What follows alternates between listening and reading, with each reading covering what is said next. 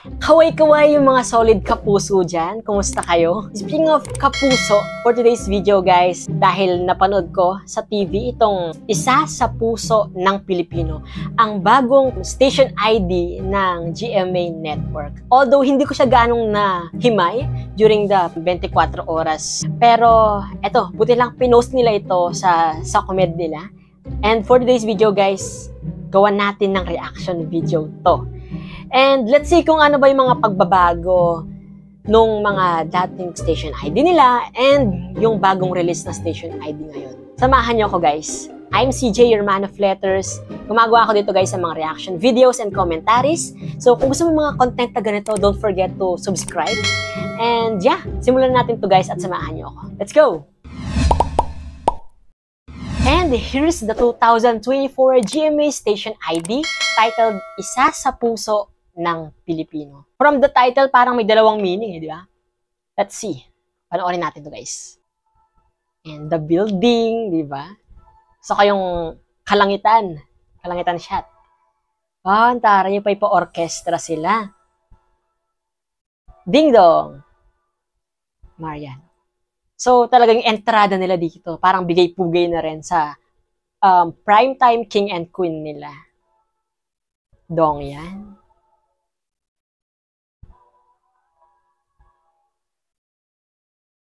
Bitoy and Miss Jess. Alam mo yung tunog, ganito pa rin yung atake nung dating station ID nila.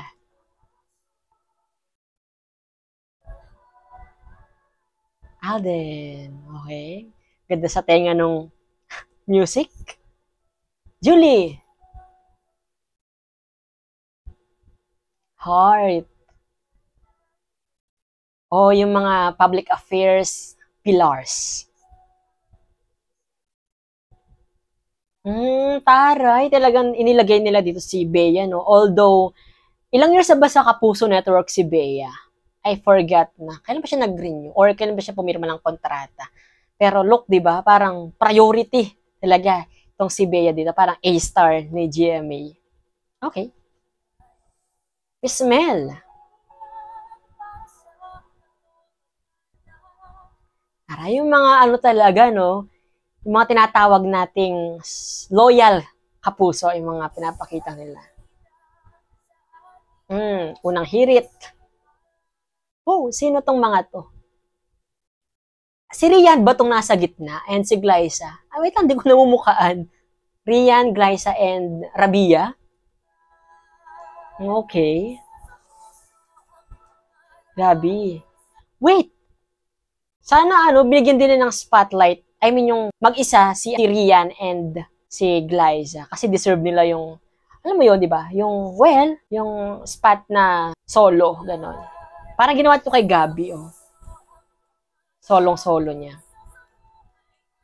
Miguel and David. May mga solid talaga, no? Okay, Rita, Jillian Ward, and Kylene.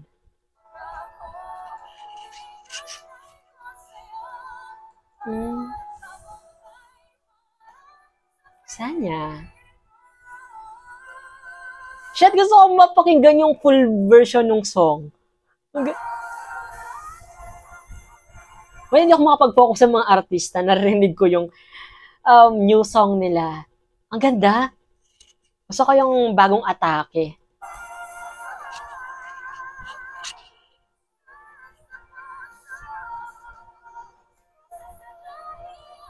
Yan. Si Boy Abunda. Tito Boy. TikTok lock. Uy, buti na lang nilagay dito si si Rochelle. Aray! Napansin ko dito, very neutral yung color ng suot nila. Unlike sa mga previous station ID nila na colorful, gano'n.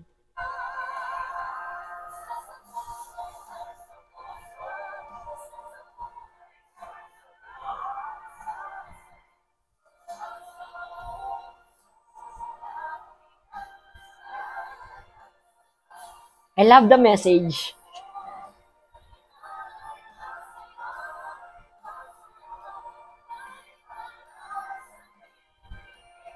Grabe, napaka-klase nung station ID nila ngayon.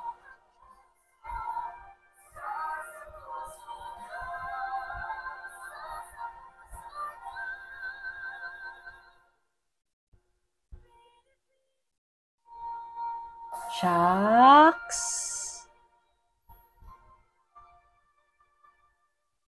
GMA. Sa puso ng Pilipino. Yun na yun. Though may mga artisang nawala, I mean, di natin nakita dito. Wala bang longer version to or 2 minutes lang talaga siya. Parang wala si si Jen, well, may mga, alam mo, may mga chika dati na lilipat si Jen. Si si Yasmin Curdy, hindi ko siya nakita. And Max Collins, si mga loyal talaga. Deserve nila spot dito. And too many to mention. Kayo guys, yung mga hindi nyo nakita dito sa may station ID ng 2024. Meron ba? Meron ba kayo hindi nakita? Let me know sa my comment section. And ayun. Kayo guys, kung kayong tatanungin ko, ano ang interpretation ninyo dito sa may isa sa puso ng Pilipino? For me, like what I have said earlier na may dalawa siyang meaning diba? Yung isa, parang isa sa puso ng Pilipino. Parang, alam mo yun, parang dadamhin natin yung, parang ipinapahiwatig sila na dapat natin isa puso, something like that. Parang i-absorb natin yung message na yun at isasabuhay natin, something like that. Then, yung isa naman, isa sa puso ng Pilipino. Parang kabilang yung puso natin sa puso ng Pilipino. Something like that. Diba? Parang we are part of the heart of Filipinos. Something like that. All in all, parang lumayo sila sa very colorful type of station ID unlike ng mga previous na 2012 and to the 2000 mga previous station ID nila. Na very colorful talaga. This time, classy. Diba? Black, very neutral yung mga color nila na black, white, brown, ganun lang siya. And parang pumapasok din dito yung nationalism na lahat ng awards, lahat ng mga achievements ng Kapuso Network ay achievement din ng buong Pilipinas, something like that. Napakadaming wala din sa station ID nila. Sana nga, 'di ba? Hopefully na may longer version nito na i-release nila. And na-excite din ako din sa may song nila na isa sa puso ng Pilipino. Ang ganda nung melody, nung blending, and the message itself. So, kaya na-excite ako na marinig pa yung full version nitong song na ito. Diba? Hey guys, anong masasabi niyo din sa may 2024 GMA Station ID? Let me know sa my comment section. Kung hindi ka pa rin nakasubscribe sa channel ko ba, don't forget to hit that subscribe button and that notification bell para lagi kang updated guys sa mga videos na i-upload ko pa. Once again guys, this has been CJ, your man of letters. Stay safe and stay motivated. Bye-bye guys. Thank you for watching.